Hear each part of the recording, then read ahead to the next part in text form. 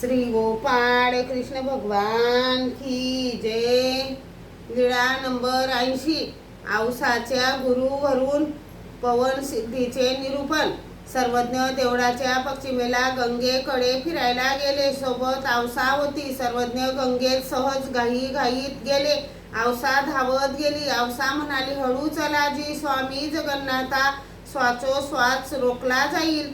सर्वज्ञ म्हणाले, नायका, श्वासोश्वास काय वेगाने चालताना रोखल्या जातो? तुमच्या गुरुसारखे तुम्ही सर्वांना समजता का? त्यांच्या ठिकाणी ही सिद्धी नव्हती। औसाने विचारले, ती कशी जी? यावरून सर्वज्ञ म्हणाले, नायका, महात्मे एक देवळात बसलेले होते। त्या गावी ब्राह्मणाची मुंज होती। त्याने सर्व लोकांना भोजनाचे आमंत्रण दिले। मग देवळात आला तेव्हा त्याने तेथे ते महात्मे बसलेले पाहिले। त्यांनाही आमंत्रण दिले व म्हणाला, तयारी झाली की आम्ही तुम्हाला बोलवण्यास येऊ। पण त्याच वेळी गावात दरोडेखोर आल्यामुळे धावपळ झाली।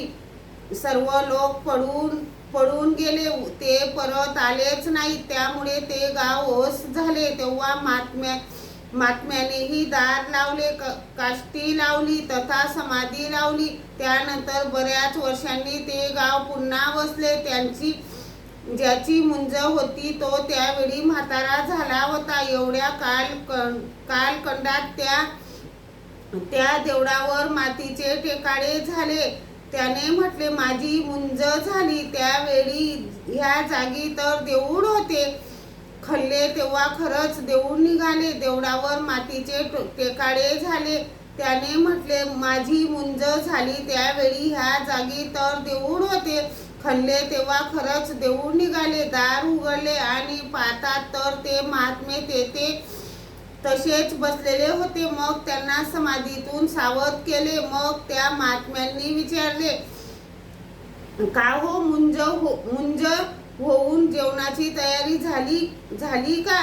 ते म्हणाले, हो झाली। मग त्यांना दूध भाताचे जेवण दिले। सर्वज्ञ म्हणाले, श्वासोश्वास रोखण्याची सिद्धी ती अशी असते नायका?